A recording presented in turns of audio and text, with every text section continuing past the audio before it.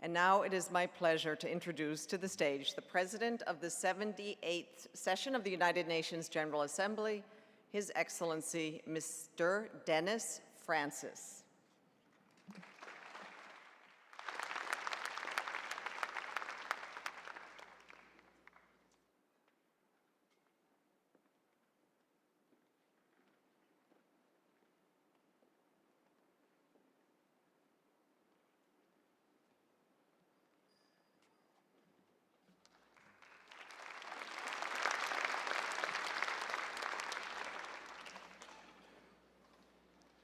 Thank you very much. Your Excellency Viliami Va, Tōnē, Permanent Representative of the Kingdom of Tonga, Mr. Secretary General, Excellencies, distinguished guests, colleagues. It pleases me immensely to join you and to make these remarks on this, the celebration of UN Day 2023. Allow me to express my sincere appreciation to His Excellency Ambassador Viliami Va, Tōnē, Ambassador and Permanent Representative of Tonga, for hosting this event with a commendable, timely focus on raising awareness on the climate crisis. As a citizen of a small island developing state, Trinidad and Tobago, myself, I recognize that this is the deepest, most existential challenge of our time. And I stand firm on my belief that as a community of nations, the United Nations, and the principles on which it stands, remain the most useful tool and resource to collectively combat this threat. Distinguished guests, we mark this year's UN Day at a time when this institution, and truly the world, faces some of its greatest challenges. The rapidly deteriorating situation in the Middle East has reignited decades of tensions and pushed millions of people to the brink.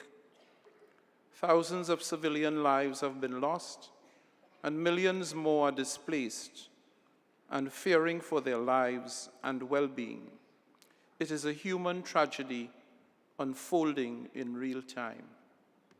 At the same time, the aggression against Ukraine continues unabated, nearly 2 long years after it began.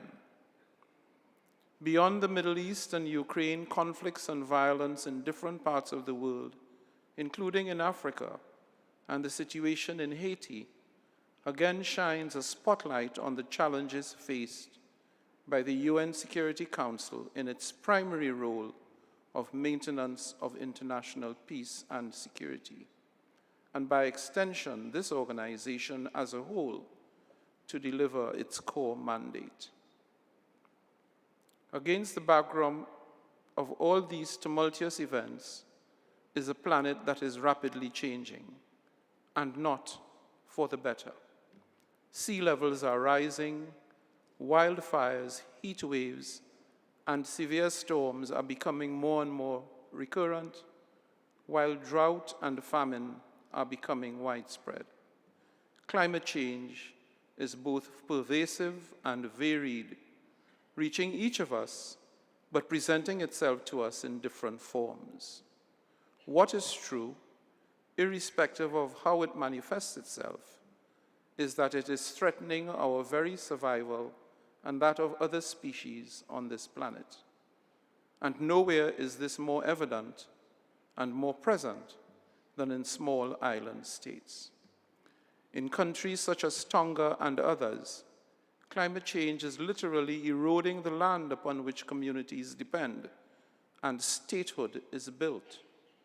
It carries with it the weight of many profound and unresolved questions about identity and about perseverance, and it begs that we respond with urgency, ambition, and concrete pragmatism.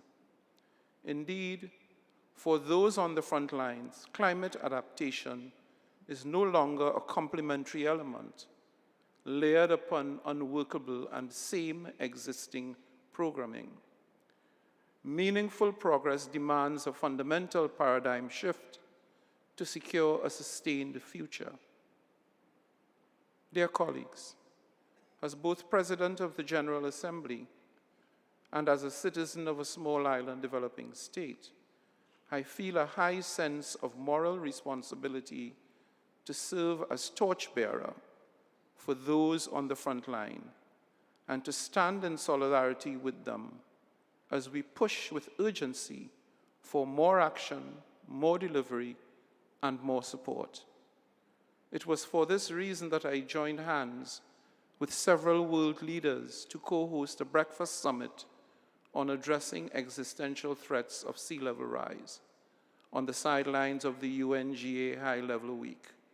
I will also be convening a General Assembly meeting next week, and I invite all member states to constructively engage with other stakeholders in support of efforts to address the real existential threats posed by sea level rise. And it is for this reason that I will also join brothers and sisters at the Pacific Island Forum meeting. All these engagements are indeed a timely lead-up to the upcoming COP28 in the United Arab Emirates, which I will also attend to champion the unwavering commitment of the UN General Assembly in addressing the worsening climate crisis. Because quite simply, the reality is that together we stand, individually we fall. Distinguished guests, as we mark this UN Day, let us recommit to standing together, shoulder to shoulder. Let us support those on the front lines of the climate crisis.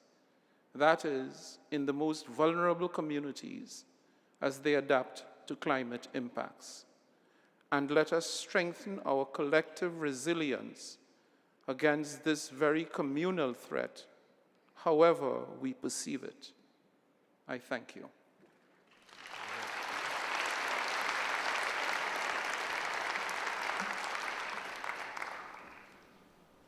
Thank you, Your Excellency, and indeed, together we stand and individually we fall.